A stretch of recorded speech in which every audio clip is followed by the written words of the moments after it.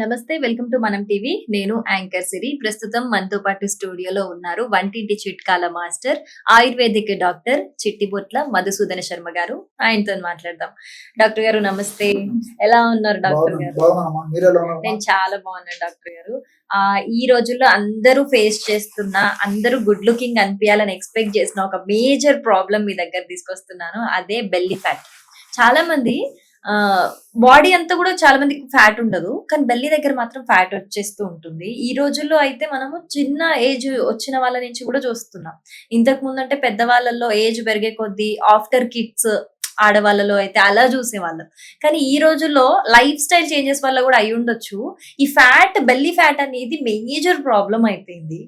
కొంతమంది డైట్ చేసినా కూడా తగ్గట్లేదు అని చెప్తూ ఉన్నారు. సో దీనికి మెయిన్ రీజన్ ఏంటంటారు? ఏమైనా ఈజీ హోమ్ రెమెడీస్ ఏమైనా ఉన్నాయా తగ్గించుకోవడానికి? రెమెడీస్ కనిపిస్తాయి నంబర్ ఆఫ్ రెమెడీస్ ఉన్నాయమ్మా. మనసుంటే మార్గం ఉంది. పట్టుదల ఉండి సాధించాలని తపన ఉండి ఆ దృఢ సంకల్పం ఉంటే బెల్లీ ఫ్యాట్ నుంచి బయటపడడం కష్టమేం కాదమ్మా. ఈజీ కొంచెం రిస్క్, కొంచెం శ్రమ తీసుకోవాలి, టైం ఇవ్వాలి అట్లా నేను చెప్పేది. తప్పకుండా బెల్లీ ఫ్యాట్ నుంచి బయటపడవచ్చమ్మా.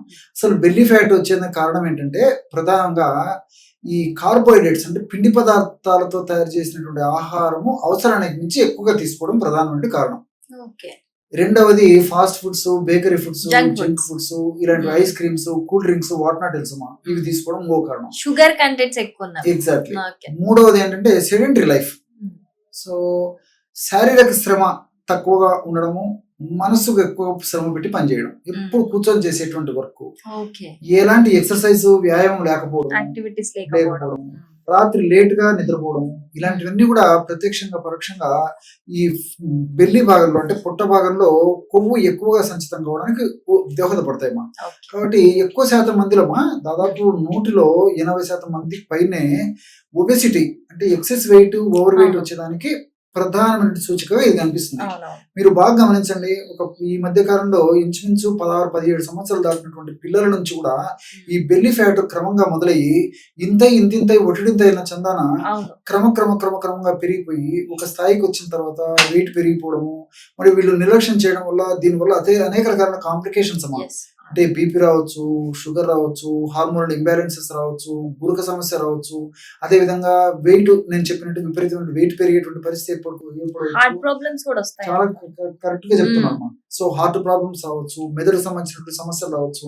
సో అనేక రకాల జబ్బులకి కేంద్ర స్థానము, మూల స్థానము, ఆనవాళమైనటువంటి స్థానము ఏదయ్యా అంటే ఇది అనమాట. అంటే ఇది ఇండికేట్ చేస్తుంది జాగ్రత్త పడు, భవిష్యత్తులో ఇబ్బంది ఎదుర్కోకుండా నేను ముందే సూచనగా తెలియజేస్తున్నాను, ఈ సమస్య లేకుండా తొలగించుకొని చెప్పేసి మనకు హింట్ ఇచ్చినప్పటికీ, మరి బెల్లీ ఫ్యాట్ ఉన్నప్పుడు ఎక్కువ శాతం మంది ఒక స్థాయి వచ్చేంత వరకు ఎలాంటి ప్రాబ్లమ్స్ ఉండవమ్మా. చూసేదానికి కొంచెం ఆకారపరంగా ఇబ్బంది ఉంటుంది, కానీ వాళ్ళకి బాగా ఆకలి అవుతుంటుంది, బాగా మంచిగా ఆహారం తీసుకుంటుంటారు, మోషన్ ప్రాబ్లం ఉండదు, చక్కటి నిద్రపోతుంటారు, అన్ని ఇంచుమించు ఆల్మోస్ట్ 80% బాగుంటాయి, కానీ ఒక స్థాయికి వచ్చిన తర్వాత మొదలవుతాయి అన్నమాట. సో దీన్నే బెల్లీ ఫ్యాట్ అని, టమ్మీ ఫ్యాట్ అని రకరకాల పేర్లతో పిలుస్తుంటారమ్మా. సో మీరు అన్నట్లు మంచి హోమ్ రెమెడీ చెప్తాను చూడమ్మా, చాలా టాప్ గా పనిచేస్తుందమ్మా. దీనికి కావాల్సినటువంటిది ముఖ్యంగా ఒక ఆయిల్ కావాలి, కానీ 2 ఆయిల్స్ చెప్తానమ్మా. సో ఆవాల నూనె అంటే ఇది ఎక్స్టర్నల్ గా ఎక్స్టర్నల్ ఆయిల్స్ అప్లై చేసినా కూడా బెల్లీ ఫ్యాట్ తగ్గుతుంది. ఈ విషయం చాలా మందికి తెలియదు డాక్టర్ గారు. ఇంటర్నల్ గా ఏమన్నా ఫుడ్ రిస్ట్రిక్షన్స్ చేసుకుంటేనే తగ్గుతుంది అని తెలుసు, ఎక్స్టర్నల్ గురించి తెలియదు. ఇంట్రెస్టింగ్ ఉంది, చాలా మందికి తెలియదు.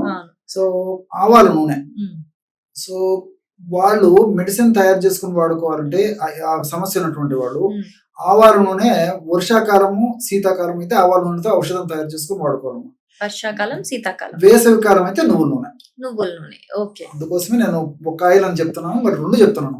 సో సీజన్ బట్టి వాడుకోవాలి. ఇప్పుడు వేసవి కాలం అనుకోండి, నువ్వుల నూనె వాడుకోవాలి, నువ్వుల నూనెతో ఔషధం తయారు చేసుకోవాలి. సో ఏదైనా అవసరాన్ని బట్టి ఆవాల నూనె కానీ నువ్వుల నూనె కానీ వాడుకోవాలి. ఫర్ ఎగ్జాంపుల్ 1 కిలో ఈ నూనె, ఏదో ఒకటి ఆవాల నూనె కానీ నువ్వుల నూనె కానీ తీసుకున్నారు అనుకోండి, 1 కిలో నూనెకి 1/2 కిలో అల్లపు రసం తీసుకోవాలి.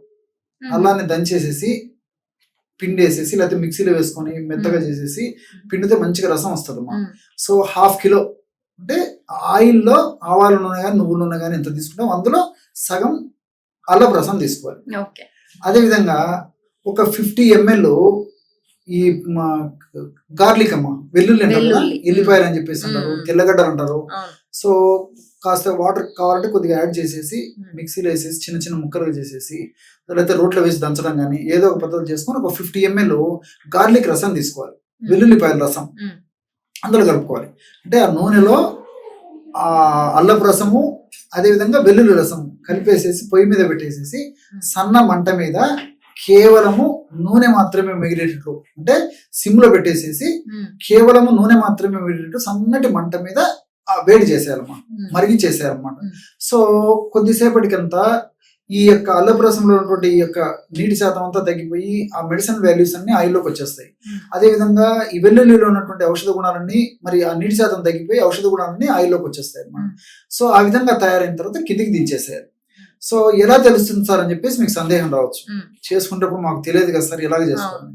సో ఆయిల్ తయారైంది మనకి ఎలా తెలుస్తుంటే మా శబ్దం రావడం ఆగిపోతుంది మా. ఓకే. సో నీటి శాతం అంతా ఉండి నీటి శాతం ఉన్నప్పుడంతా అది ఆయిల్ Sound తయారైనప్పుడు వస్తుంది. సౌండ్ వస్తుంటుంది, అవును. నీటి శాతం అంతా ఈరిపోతే సౌండ్ ఆగిపోతుంది. ఓకే. అంతేకాకుండా నురుగు రావడం మొదలవుతుంది, నురుగు వచ్చేస్తుంది పైన ఆయిల్ పైన. పైన మ్మ్. వండేటప్పుడు. మ్మ్. అప్పుడు దించేసారమ్మా. ఓకే. దించేసేసి ఒక 50 grams కర్పూరం, మన ఇంట్లో దొరికేటువంటి కర్పూరం మామూలు హారత్ కర్పూరం. హారతి కర్పూరం మ్మ్. వాడుకోవచ్చు. మ్మ్. జస్ట్ అలాగంటే ఇక పౌడర్ అయిపోతుంది. అవును. కర్పూరం పొడి అది వేసేసి మూత పెట్టేశారు, మ్మ్. ఇంతేమ్మా. సో చల్లారిన తర్వాత వీరుంటే ఫిల్టర్ చేసేసి ఒక గాజు సీసాలో నిల్వ ఉంచుకోవచ్చు, లేకపోతే అలాగైనా వాడుకోవచ్చు. మ్మ్. ఆ విధంగా తయారు చేసుకున్నటువంటి ఆయిల్ ని రోజు ఒకసారి స్నానం చేసేదానికి ఒక అరగంట ముందు మ్మ్. తగినంత ఆయిల్ తీసేసుకొని సో పుట్ట భాగంలో అప్లై చేసేసి మ్మ్. సున్నితంగా ఒక 5-10 నిమిషాలు సేపు బాగా మర్దం చేసేయాలమ్మా. మ్మ్. చేసి ఒక హాఫ్ అన్ అవర్ వీలైతే ఒక గంట ఉన్నా మంచిది. మ్మ్. ఆ తర్వాత గోరువెచ్చని నీటితో స్నానం చేయాలి, లేకపోతే రూమ్ టెంపరేచర్ గది ఉష్ణోగ్రత ఉన్నటువంటి నీటితో అయినా స్నానం చేయొచ్చు. మ్మ్. ఈ విధంగా రెగ్యులర్ గా చేయడం వల్ల పొట్ట భాగంలో కొవ్వు కణాల్లో అధికంగా సంచితమైనటువంటి కొవ్వు క్రమక్రమంగా కరగడం మొదలవుతుందమ్మా. ఆవాల నూనెకి ఆసక్తి ఉంది, మ్మ్. అదేవిధంగా మరి నువ్వుల నూనెకు ఆసక్తి ఉంది, అట్నే దీంతో పాటు అల్లానికి కూడా విపరీతమైనటువంటి ఫ్యాట్ ను కరిగించేటువంటి శక్తి ఉందమ్మా. మ్మ్. అల్లంలో ఉన్నటువంటి అనేక రకాల రసాయన పదార్థాలు, దీంతో పాటు మరి వెల్లుల్లికి కూడా ఆసక్తి ఉంది. కాబట్టి మనం Okay. పెర్సనల్ గా వాడినప్పటికీ ఆ యొక్క ప్రభావం మాత్రం పనిచేస్తుంది. చాలా మంచి రెమెడీ చెప్పారు డాక్టర్ గారు. ఇది చాలా మందికి యూజ్ అవుతుంది. Thank you so much. Okay.